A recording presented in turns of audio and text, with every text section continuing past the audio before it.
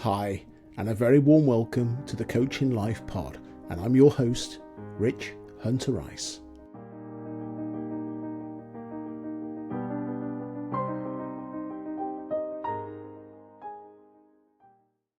Welcome to the Coaching Life Pod, where we deep dive into the world of coaching, exploring strategies, insights, and personal stories from experienced coaches. Today's episode is brought to you by MG Momentum Coaching Program, a transformative coaching initiative designed to elevate your personal and professional life. And I'm your host, Rich Hunter Rice.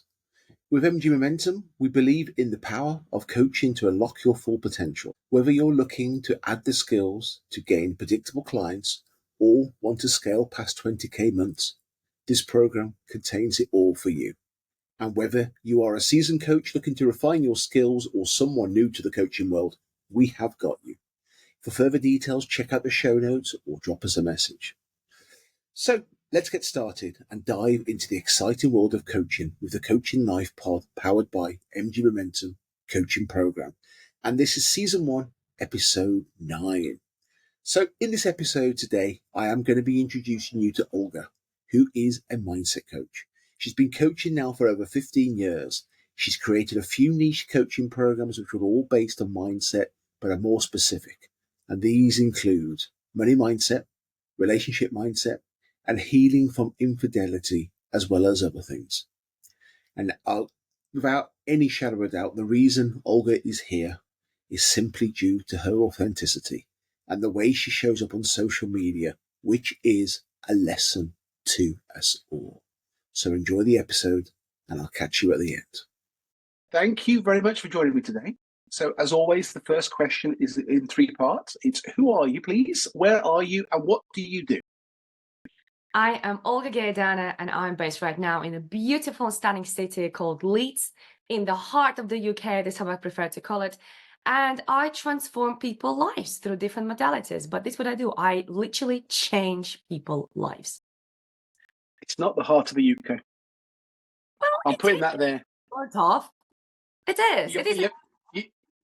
Your geography's out. I'm in the heart of the UK. I do love Leeds. Leeds is an amazing city. I've got a lot of time for Leeds, but yes, I love your passion. So let's dig in. How did you get started in all this coaching industry stuff?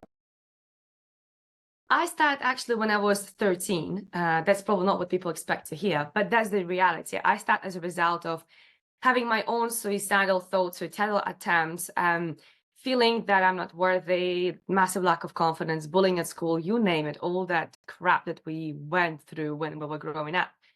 And I just really fed up with the world. And I thought, what's wrong with the world? Or maybe what's wrong with me? And long story short, I started the journey of personal development back then.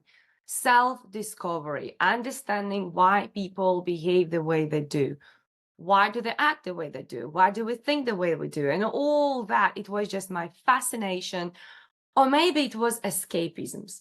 Later on in life, I understood that was my escapism. At the time, it was exploration. But I'm glad and I'm grateful, because if not that exploration of myself and the world and the humanity, from that age, I probably would never do what I do now. Because when I moved to the UK with no English, no money, and kind of loss of identity, because I didn't want to be who I was in Latvia. But at the same time, I'm here and I can do whatever I want with my life. But when you get whatever you want with your life, it's like, what do I do now? Right? I knew one thing. I didn't want to go back to the corporate world, which I was having as a job back in Latvia. So I knew that if I want to really follow my passion, which was helping people as a result of all the growth in the age of 13, I would have to go and learn something in English to get the vocabulary right. But also probably I will have to get proper qualification for that in England as well, or around at least an English-speaking country. This is how I qualified as a coach. But the most fascinating thing when I was qualifying as a coach, and that was nearly 15 years now, actually, this year is 15 years in October. I realized when I was qualifying as a coach that I understand everything what they talk about, but not because of the language. Obviously, I had to translate lots of modalities, lots of things. I was able to understand the knowledge behind that qualification, because I already by that time had a counselor and therapist background, and also the psychology, and God knows how many courses I went through. So I did not learn the new things. Of course, I had to learn the coaching styles and all that, which is coaching specific stuff, but not the psychology behind that. And that gave me massive confidence boost because I thought I'm jumping into something where I have to learn brand new knowledge as well as brand new language. But when I had just to learn the terms in English rather to learn brand new everything, they just gave me a massive confidence boost. It almost gave me the confidence that what you were always doing out of passion because you loved it, because people kept coming to you through different avenues and different ways, that's your path because you loved it and you did it without even knowing you could be paid for that. Now you will get paid for that. And that was like, chin, let's do it. So that's kind of short-ish answer to how I ended up doing coaching. With speaking, it was just natural. Clients asked me to come to their organizations to deliver workshops and trainings on for their staff on other problem resolutions or like productivity or confidence, many different modalities. And eventually people start referring to me as a speaker. And I was like, I'm not a speaker, I'm a coach. I'm like, yeah, but you do deliver trainings and workshops. So that makes you a speaker. And I had an internal war for some time that I'm a coach, I'm not a speaker. Eventually I had to admit, yeah, maybe I'm a speaker. And then I started doing more speaking engagements and stuff like that. But that just happened gradually, just purely on the demand. And I think it just shows again that following your passion always leads you to ease and effortlessness in your journey. And I'm not saying everything was perfectly easy in my journey. It was not. But what I'm saying that when you're on your path and you follow your passion, it will be easier than when you force things and you go against what you love. Making notes. Very good. I like that. Great answer. You must be completely different to the 13-year-old version of you then. Totally. Opposite version. Totally. That's the thing that hits me from listening to you. We've spoken a couple of times. Your energy and your passion and your energy just that you project, it's huge. When you describe very quickly the 13-year-old self, it seems like just a completely different person. And that journey must have been amazing for you. Challenging, tricky. It was challenging, it was tricky, it was ups and downs. It was not only soul searching, it was the identity searching journey. It was very challenging. I mean, who didn't have a challenging? I don't want to sound like, yeah, I had the one in a lifetime experience. No, most people had some challenges when they were growing up. So I'm like, out of many, rather one out of few. But think of a girl who is stuttering, who is shy, you can't hear her speak, who is slouching. In fact, I have a couple of photos of me actually when I was little, but not here near me. Some time ago, I came across them, and I'm thinking, is that me? Like that girl. And people sometimes cannot believe that I was not always outspoken. I was not always confident. I was not always speaking the way how I speak. But yeah, that's the reality. And again, that's why I strongly and 100% believe that people can change. Whether they will choose to change or not, that's a different ball of game. But can we change? We can.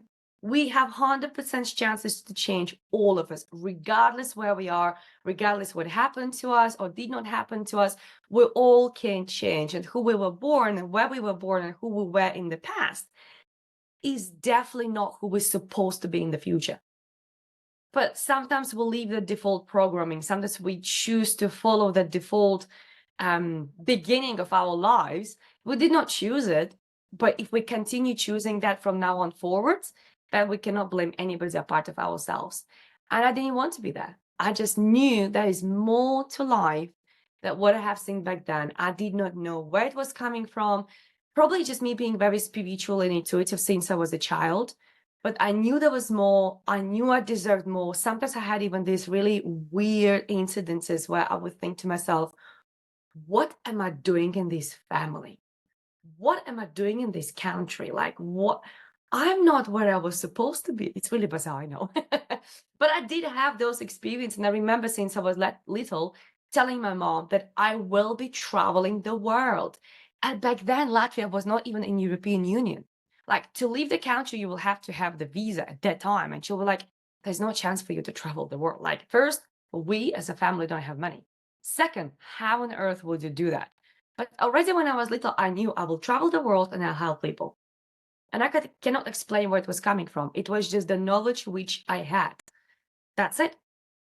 But yeah, it was different, girl, for sure. It's amazing. That's quite a journey you've been on. Have you written a book yet? So my own book is just about to be finalized.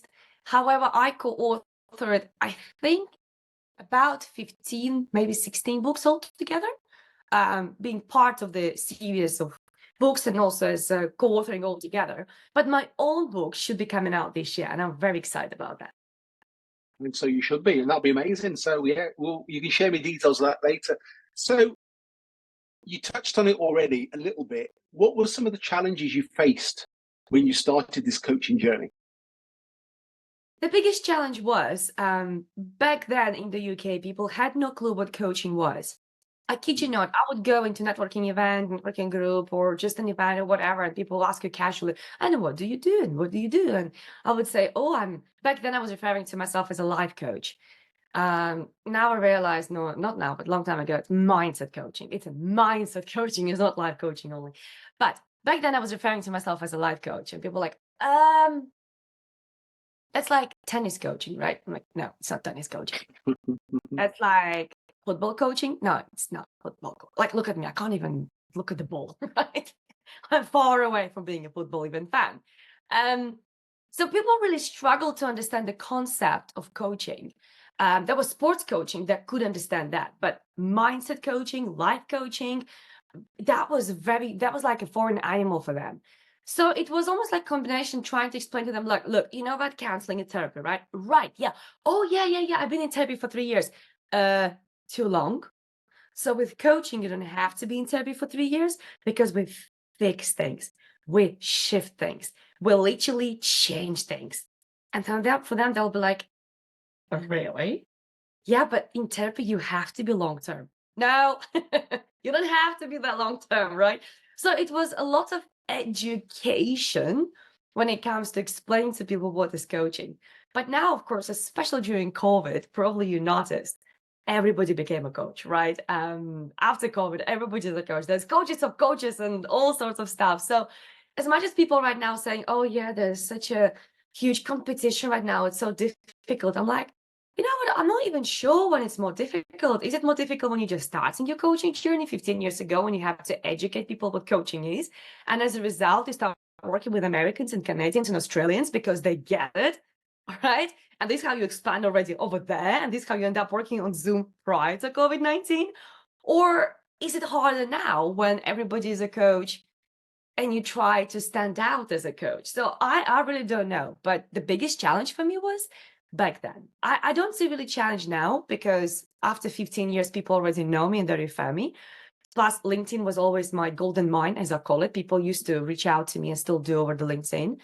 But the biggest challenge from the entire career probably was right in the beginning, where people had no clue what coaching was, and I had to educate them about that in England. Yeah, I'd agree with you, and I think it's easier now than it ever has been. That people maybe a little bit too easy, you could say. And I don't think if you go looking for it, there's a lot of coaches out there, but again, there's not a lot of great coaches out there.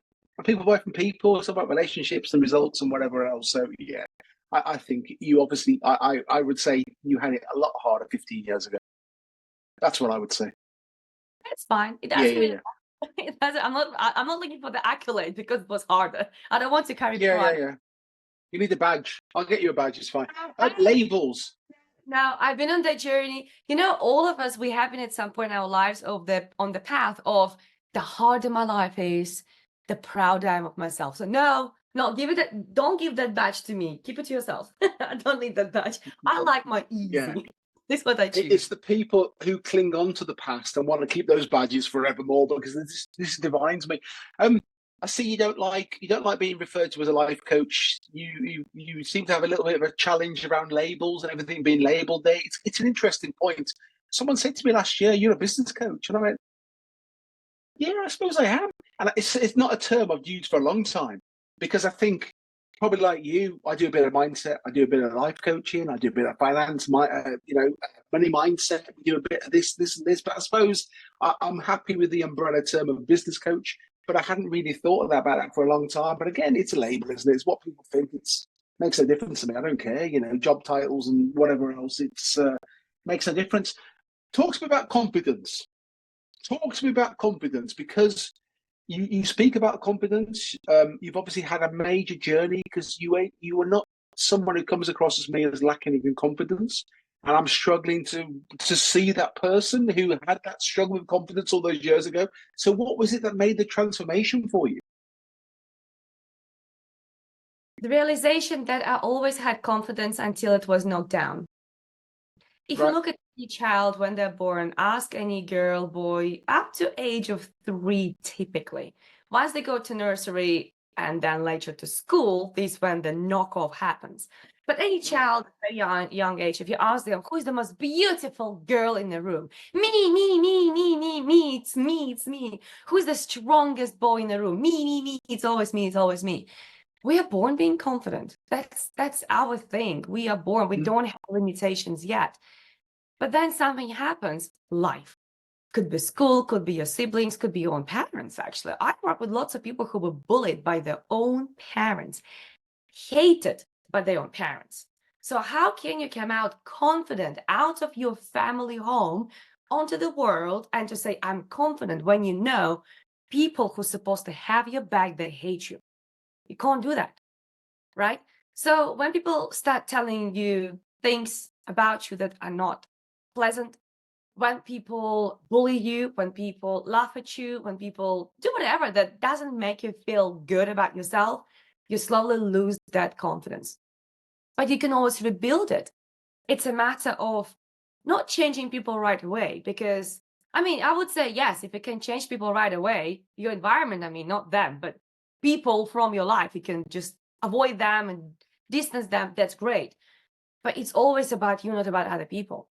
Amount of clients who would come to me, they would say, the environment I'm in right now is not the one that helps me grow. So what I'm thinking to move to another city, move to another country, leave this relationship, go to the next relationship, leave this job, go to the next job, and become a new person, I always say nonsense. You can't do that. You got to become a brand new person now so you can practice brand new confidence yourself in these circumstances. And then you're going to go there with this new practice. Otherwise, you're taking all this baggage from here onto your new environment and you just carry on. So you can't change the environment all the time. You got to change yourself. But regardless where you're in right now, practice brand new identity, practice brand new confidence, practice whatever it is brand new you're going to. Practice that in and now, even if it is practicing your healthy, beautiful relationship when you're in domestically violent relationship. Practice standing up for yourself. Practice the love. Practice the gratitude and everything else. But there's no point to keep changing environment without changing yourself. You got to change yourself first. So growing my confidence was about all changing myself, standing up for myself, learning how to say no.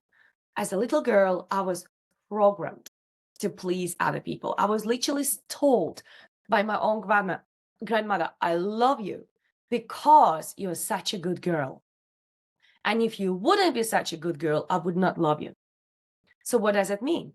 I will do everything. I will knock my head against the wall until I go purple, as long as I'm a good girl, right? And deprogramming that was a journey itself. But as long as you please other people, you never really stand up for yourself. As a result, you're not really ever going to feel confident, right? Plus, of course, the more competent we become in some things, the more we see our outcomes and our result, the more confident we feel. So another point to building my confidence was actually building up my competence. The better my English was becoming, the better coach I was, the better results I was delivering to my clients, the more confident I felt, of course. Because coming here as a foreigner, young woman, single mom, still not really speaking that English back then, educating people about coaching. What else could knock off my confidence, right? Shall we just come up with anything else? But it was building up myself. That's what it was. Amazing. Amazing. I love the answer. Perfect. I'm going to ask you this. I'm going to enjoy the answer for this one. Are you ready? Sure. So, go ahead. what do you believe sets you apart as a coach? What I believe sets me apart of a coach? The fact that I'm not a traditional coach. I'm very intuitive. I channel a lot for my clients. Not necessarily I say, I just challenge for you the message. I don't do that stuff. But very often during the coaching sessions, I know already in advance where the issue is coming from. I would not tell the client that because obviously I need to guide my clients to discover that. But I get my answers from my clients. And that is phenomenal because in cases where sometimes they struggle to see, I would actually guide them and I would just simply ask them a question like, for example, what about such and such? As I received the answer already well in advance. And I would say, how do you know? I would say, well, just the knowledge I just thought to share with you. Simple as that. So that intuition, the channeling, guidance, whatever you want to call it, it's something that I discovered after working with so many coaches of like when I was coaching them. They don't trust themselves. They don't trust that inner guidance. They don't trust that intuition. They still follow that either grow module or another module. And I always say you got to find your own style. It's like with driving. You learn how to drive correctly for the exam, right? And then you learn how to drive for life. And what sets me apart that I ditched that long time ago and I already have my own style, which of course everybody has. But I learned how to trust my guidance. I learned how to trust whatever we want to refer to. That doesn't really matter. But I trust my intuition in order to serve my clients. And having the knowledge of, and the also background of being the counselor and a therapist means if somebody comes to me and they want to get somewhere, and I see right now, it's not about setting the goal and being accountable to them for them to get there where they want to. I know we got to go back to the past, first of all. And I know without going to the past, we're not going to go to the future. But I know many coaches, they are afraid to go to the past because they don't know how to handle that. They have no clue how to handle therapy sessions or counseling sessions. I know how to handle that. I don't advertise myself as a counselor or therapist because I refuse to do just that. I'm happy to do it as a part of our coaching journey when you need it, but it's not going to be what we're going to do for the rest of our experience. That's not. It's just to help you during that particular moment of during that particular session. And then we're going to move on from that. So I guess these two things or three, or how many there were, I don't know. Cool. So looking at where you are right now, how do you maintain a balance between life, family, work, or everything going on? By taking care of myself first. Something that was very difficult to accept, that we got to take care of ourselves first before we can serve the world or our family or anybody else. But I realized the more care I give to myself, the more love I give to myself, the more I look after myself, the better I show up as a wife, as a mother, as a friend, as a coach, as a speaker, as whoever. But that some days, I'm not saying this is perfection. I'm not saying I do it every single day, 24/7, 365 days a year, because that will be a lie. And I stand strongly for being transparent and honest. If it doesn't happen, because these days happen when it doesn't happen, that first thing in the morning, I go for a walk and I meditate and I do my yoga and I do my journaling, and I do my gratitude and I do my visualization, and then I start my day. If it doesn't happen that way, I know tomorrow I will definitely need to do it because I can feel the build-up of lack of self-care today inside of me, right? But it does happen.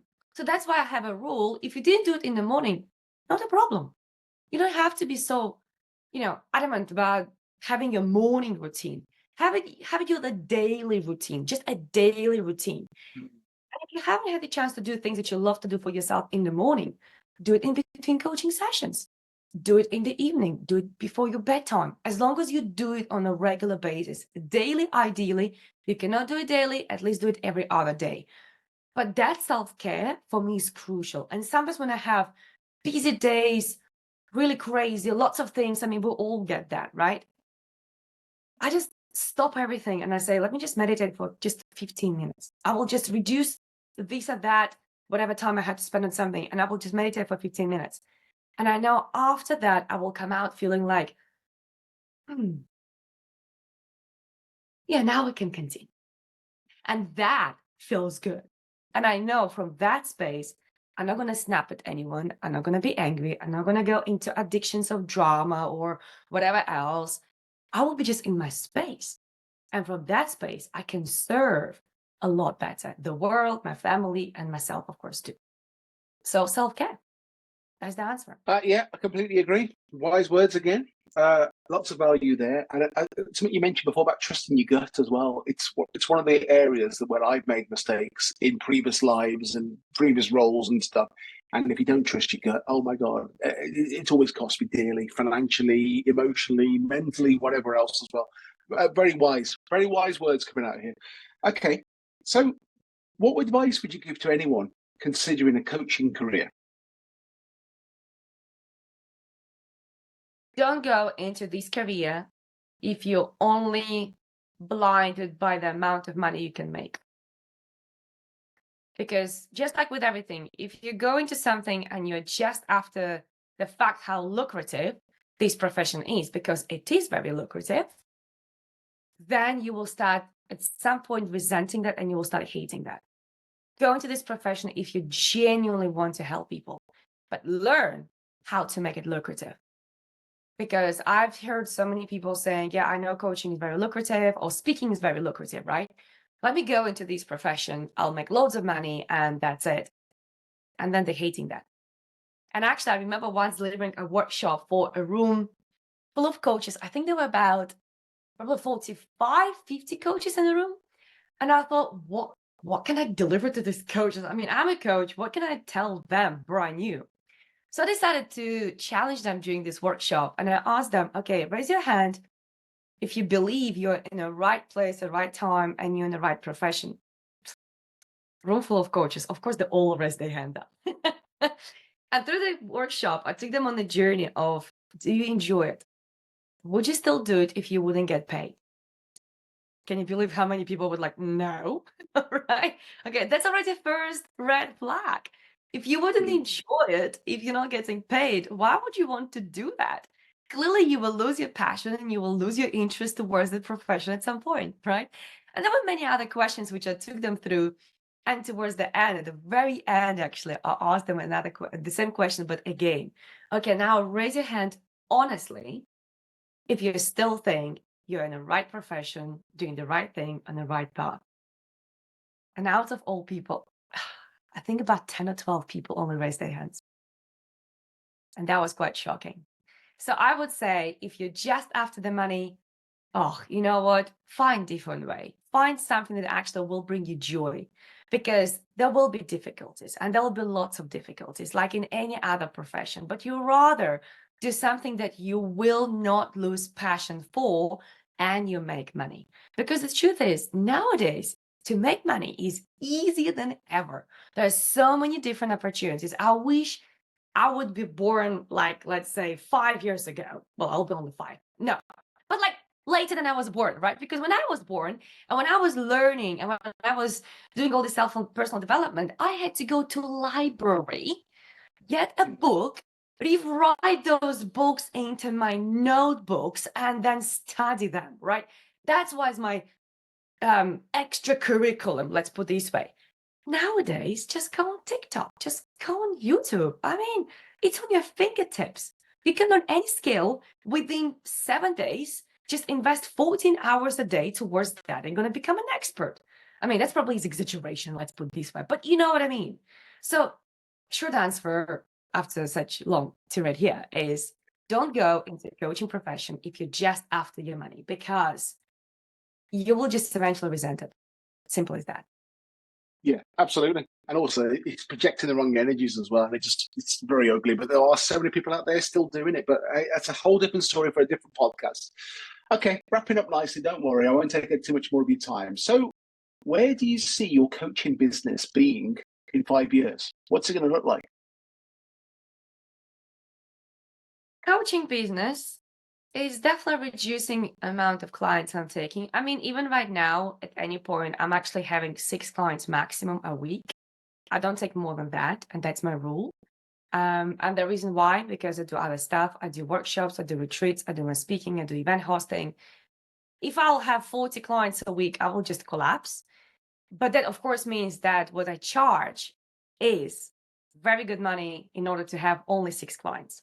So the way how I see myself to reducing those clients to probably only 3 clients a week. So to have even less, to charge even more. So if you still haven't jumped on coaching with me, that's the right timing now. If you want to pay Nice less than plug. 5 yeah, not selling myself at all, right? But the reason why, because I actually plan to travel even more with my own in-person events. I mean, I do quite a lot of right now private events which are online as well as in person, but I plan to do even more and bigger events. And that means events like 4 to 5 days. And that means I will have to look after myself even more, right? So I will not have time for even 6 clients a week. No chance. So I'll have to reduce to probably 2 or 3 top level VIP clients who I'll be working with, totally committed, you know, somebody who is absolutely adamant of like, yeah, I just want to next myself, not to the next level, but like from Earth to the Mars level. And that's why I have to work with Olga. Simple as that. But that's why I'm going to reduce the number of clients. That's in coaching business. But that's obviously as a result of expanding my personal development giveaway or whatever it is. I don't even know what is the word for that, but serving more on a grander scale, on a bigger scale across all continents. That's the type of stuff. Cool. Great answer.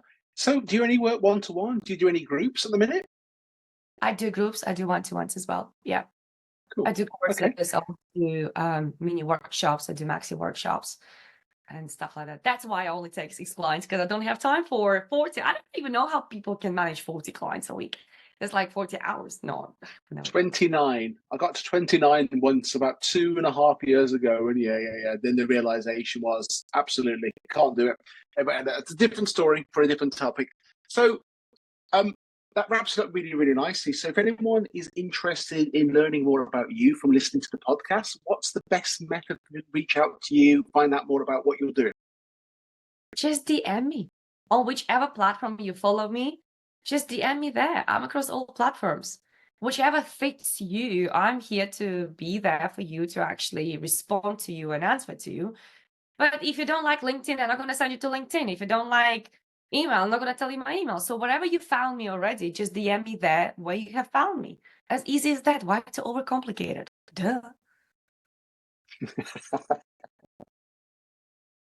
That's a great way to wrap it up. Thank you so much. That was very insightful, very valuable. Lots of knowledge dropped there. Lots of great wise words for people listening to this as well. So yeah, as always recommend guys just reach out, check out Olga, find out more about what she's doing and have that conversation. I highly recommend you. As you know from this short podcast, you will not be disappointed.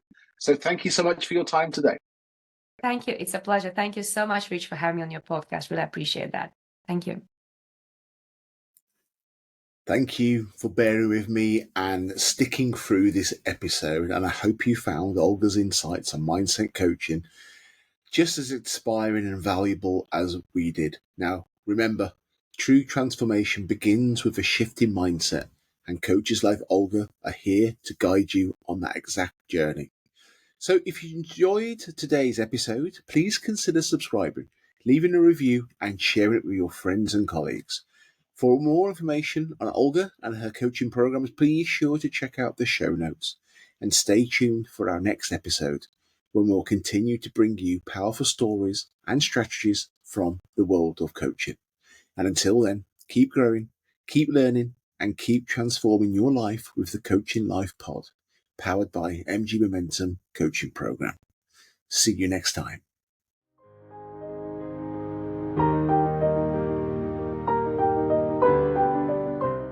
Thank you so much for joining me for this episode of the Coaching Life Pod.